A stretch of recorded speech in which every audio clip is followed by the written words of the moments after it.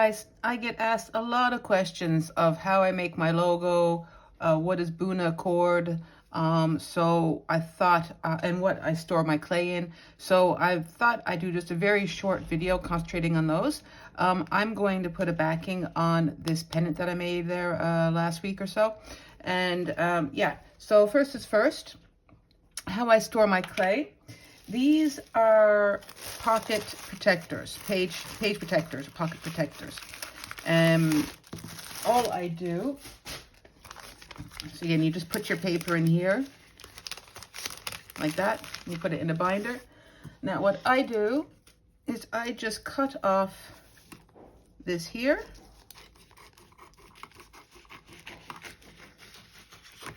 And the side down, and the end down here.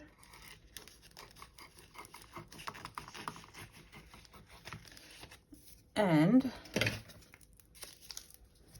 we have a perfect sleeve where we can put our clay in. Okay, so I have that. So I'll show you. Here is one that I used for my last 2 projects. So it keeps this nice and strong. It keeps the clay in good shape. For example, here's a Skinner blend ready to go again. These are the colors. Here's a mukame that I have all ready to go. So again, it's great to store your projects, your clay for certain projects in. And I've got tons of these of different colors organized together. Okay, so that's how I store my clay. Now, what we need first is, I'm gonna make my logo.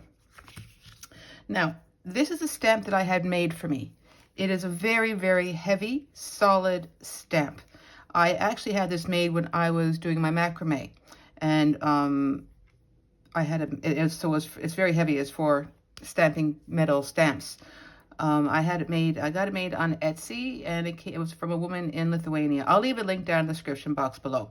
But nowadays, there's so many people with the 3D printers. You can get one made for you. This isn't the most practical for clay, but it works just fine for me. Okay, so that's that. And I have some scrap black clay here.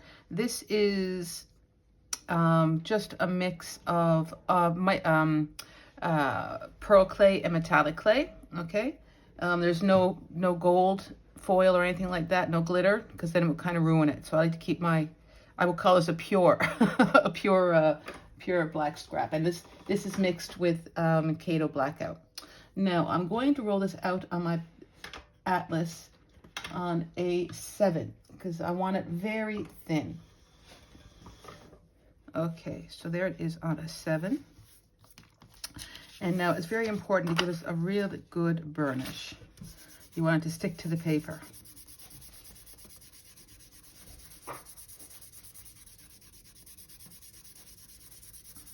Okay. I'm all thumbs today, guys. All right, so there we go. Now I have my cutter, which is the same size as this. This is 20 millimeter and this is 2 centimeter, so it works perfect. I have my sponge here. This is just a facial sponge. What I'm going to do is I'm going to spray it with a lot of water. Oops, that's enough. Okay, and I'm just going to take my stamp and I'm going to make sure it's nice and wet so the clay won't stick to it. And find there's my logo here. So I'm going to lay it on, give it a good press, but not too hard. I don't want to go through the paper. There we go. Do it again. I'm just going to make a couple because I like to have these on hand. Now, before I used to do this, I would put it on raw. But now what I like to do is I like to cure them in advance. Because they're so thin, they adhere perfectly well to raw clay. Okay, now I'm going to take my paper again and just give this a very slight burnish.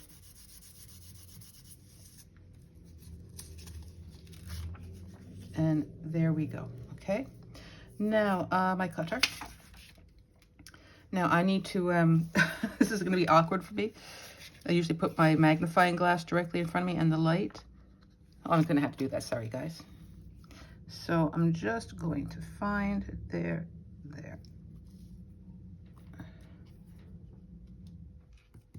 One.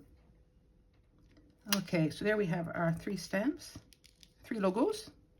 Okay, and I'm just going to get us another gentle burnish down.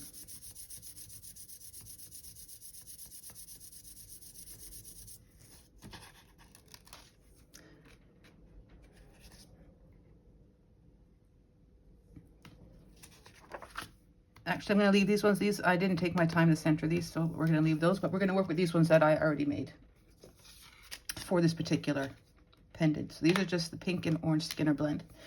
Now, here I have my mica powder. Now, this is actually a mix. I absolutely love this mix. This is from Mayspring's Geodart collection, which sadly is no more. The sample set is not available anymore. But this is basically half and half of gilded gold and my very favorite sterling lining. This, guys, this is the best. If you want to buy a really good mica powder, this is fantastic. Anyway, so that's what this is. So all I'm going to do is, with a fluffy-ish brush, I'm going to take just a little bit. You don't need much at all. And I'm just going to make sure I get it in the lines, or in the recesses. And I want it on the edges as well. So I'm going to give that a good little burnish in.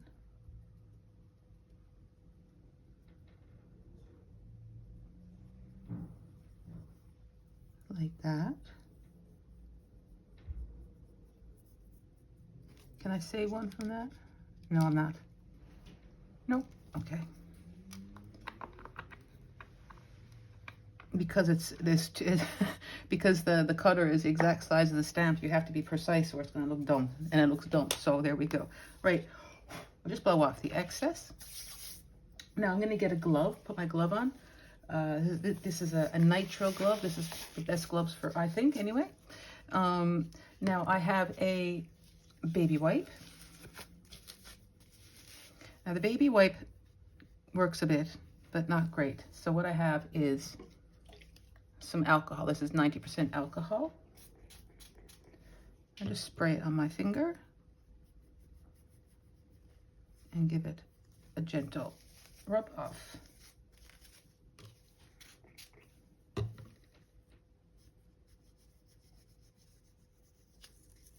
we go. I'm just going to give it one more swipe. You could use tape as well to take it off, but I find this is the fastest and the cleanest. So there we have 2 logos. Okay, so I'm going to go put this in the oven and let this dry just a second. I'm going to put this in the oven, sandwiched between 2 pieces of paper, and well, I use glass to bake on, but or you can use tile, but sandwiched between my glass tiles. This is, it doesn't matter. I'm going to put it in for 130 for a half an hour, and when we come back, we'll put a backing on this pendant.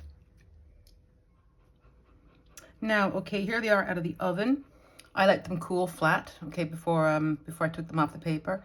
You can see how thin they are, okay, very, very, very thin. And here's one that I had made previously. This is just the black with a texture from my aquarium sponge here. Okay, so there's that one as well, but I put that aside because I'm not going to use that. And I'm going to choose one of these, and I choose this one. Okay, now best thing to do before you touch any clay is moisturize your hands, so the clay will be sticking to the glue and not to your fingers. Okay, so I have this rolled out on a number 4. That's my general backing thickness. And I'm going to use Cernit glue. This is my preferred glue. I really like the applicator on this. So I'm just going to give this just a little bit. I don't want too much. That's probably enough. And I'm going to make sure I get the sides as well, just the very, very edge. Again, the more glue you have, the slipperier it's going to be. And you don't want your clay slipping all around. I'm going to try to avoid the holes. This doesn't dry fully translucent if it's thick, and I don't want any extra on my clay if necessary, just in case it doesn't dry completely clear. So I got just a little bit there.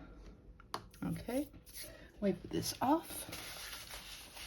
And you can see how little glue I used, okay? Now I'm just going to take this and I'm going to pay attention to push out because I don't want any air in there, okay?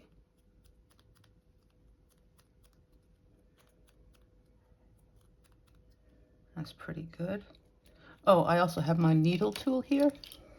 This is very, very small. This is a number 00 insect specimen pin. They are very, very, very fine. So I just embedded it in a bit of clay, and that's my my needle tool. Is perfect for poking little tiny holes that you won't be able to see, so the air can escape, so you don't get any bubbles in here. All right, okay, now what I'm going to do is I'm just going to chop off the excess. It's easier to work with less clay.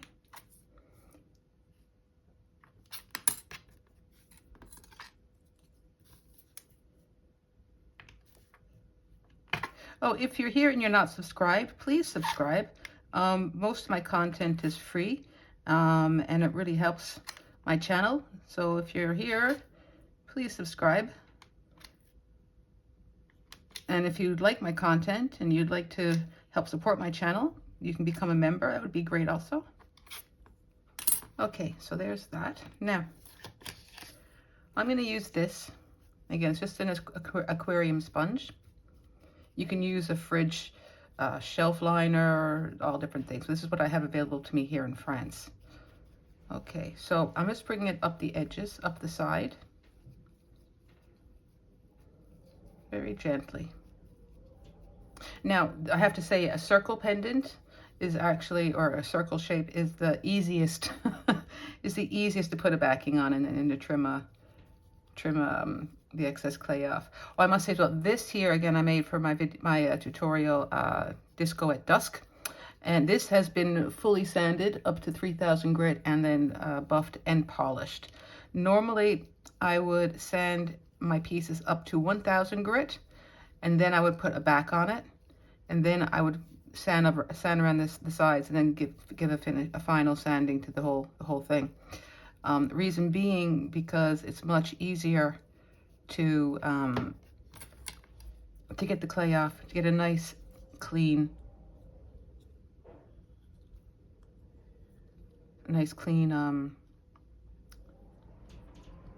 I don't know what I missed the word I'm looking for.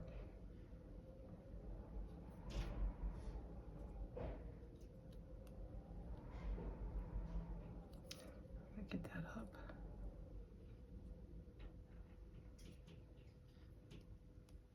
Now I'm angling my blade just very slightly. I'm not going like this because what I'm doing is I'm framing it. Can you see how the black now is framing the pendant? Okay. If I went like this, then I would take off the black and then I wouldn't have a frame. Again, I like to frame my pieces. Gotta cut off.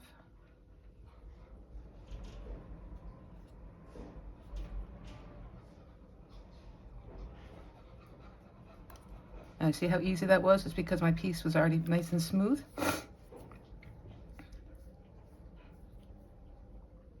And now I'm not using a sharp blade. This is a rather blunt blade. So I'm getting, it's much smoother cut. If I use my sharper blade here, my tissue blade, or my flexible blade, I would have a harder time trying to, well, it's easier for the blade to get stuck into the cured clay. I don't want that. Now I'm just going to go around this one more time. Okay, I'm not worried that it's not perfect because I'm going to be sanding here anyway. So just giving us a gentle wipe. Get any of that little bits of clay off. Now, I could leave it like this, but I like to texture it.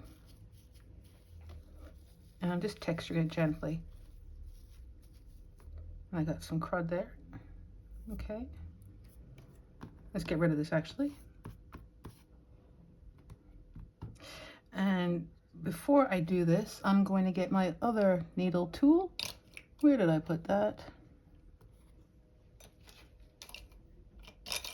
Here it is. This is my other needle tool. And I'm just going to place my finger behind here and poke a hole. Now this, I like to pre-drill my holes and then I do the backing after, just because I get a more of an accurate, an accurate placement. Okay. Put that back down. Now I'm going to take my needle tool again and make sure I have lots of holes.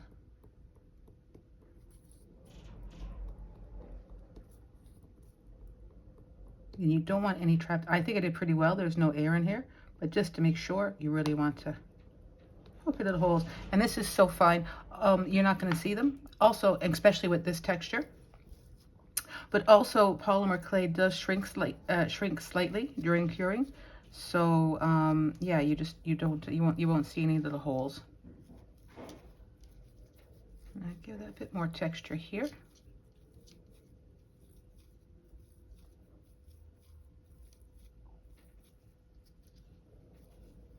I think that's good enough. Voila. Okay.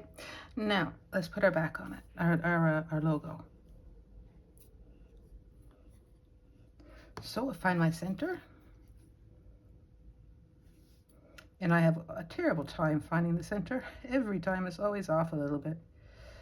A little bit of glue. Where's my top?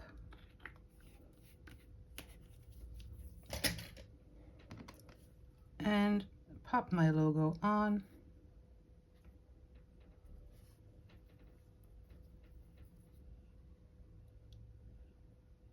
Voila. I'm using this to really kind of push it in. Now I've got some excess glue, which I didn't want, but what can I do? Okay. Voila. Okay. So there we are. So this is ready for the oven. So I'm going to put it in for half an hour. My oven's already preheated. Half an hour, and because this is relatively thin. And I'm going to sand this overnight, and we'll come back tomorrow and we'll put the bunacord on. Okay? Okay, let's go over bunacord. Okay, bunacord, otherwise known as hollow PVC cord, is, I'll take the brown one, stretchy, and this one's hollow. Okay?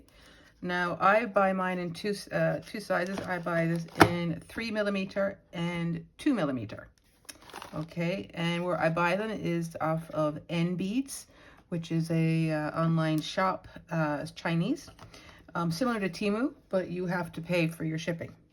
But I buy all my bunacord and all of my stainless steel chains, all my stainless steel findings from them. They're quite good quality. All right, so I have another piece here that I forgot needed finishing. So we'll work on that one while the other one's in the oven. Right, I'm going to take, generally for this size, I will take 2 blanks of 42, so 30, and 12. And get my scissors, cut it on an angle, and the same again. And this is a really, really easy way to assemble a necklace. Okay, and again on an angle. Put that aside. Now, it's very easy. You want to go with the flow though of the cord. Put it in the hole.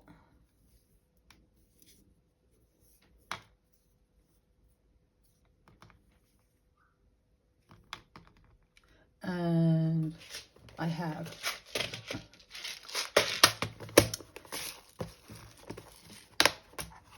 These are 3mm stainless steel spacer beads. These are great. Again, these are from N Beads. I'll leave the link as well. And we also need, not those ones. First of all, we need end caps. These are stainless steel end caps. These again are from N Beads. So 2 of those. And where are my, I thought I had some, I believe they're in here. These I think are from Temu. And I'm just going to put black ones on, or gunmetal as they call it.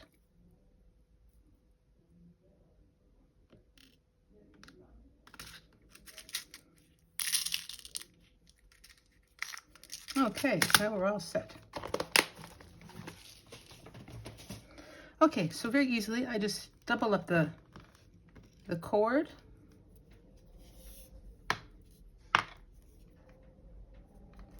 Now this is 2mm and 2mm, so that makes 4mm, but because it's hollow, it's squishy.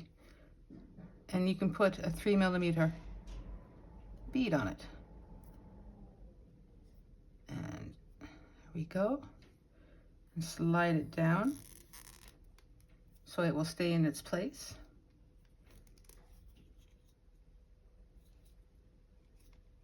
And voila. You want to play with it to make sure it's going to sit properly. There we go. And do the other side.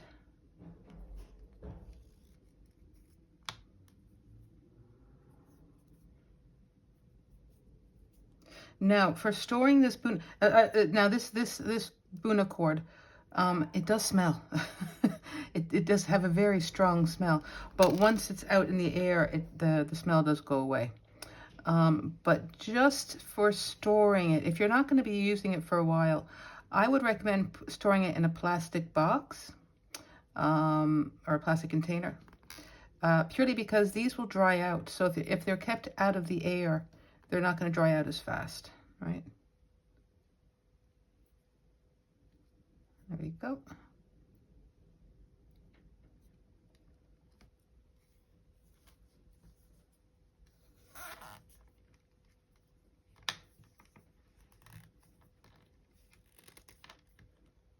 And there we go.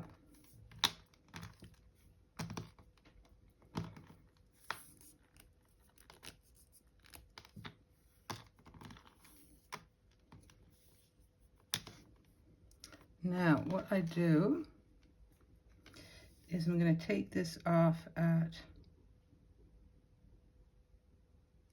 just about 20.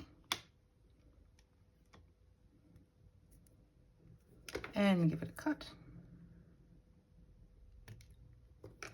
And again, because this is 4 centimeter, but squishy, it will fit nicely into the 3mm end cord. End cap, sorry. Voila. So obviously you want to put some crazy super glue in there. So I'm going to finish up this. So I'm just going to put the super glue in. And I'll show you what else I have now. These, I believe these were from Temu. They're quite good. They have not, I've had them for a while. They've not tarnished. But this is little magnetic clasps. So I'm going to finish them off with that. Okay, well that's it, I guess. Here's the backs out of the oven. Okay. You can see that where I use my needle tool, and because there's a little bit of texture from my aquarium sponge, you can't see any little holes. All right, that turned out quite well. What I probably will do is give this a slight, just a little buff with my rotary tool. And I did just drill through the holes again with my hand drill. Okay. And there we go. And again, I need to tidy up the sides. I need to give this a full polish again because it's the polish wore off when it was back in the oven. And then of course this here, I just used the super glue and then added the two little oval jump rings, and the magnetic clasp. Okay, now I will leave links in the description for the stainless steel findings and the bunacord. All right, there we go. So I hope you found this useful. If you did, please make sure to give me a like. And if you're not already, please subscribe. And I'll see you in the next one. Bye for now.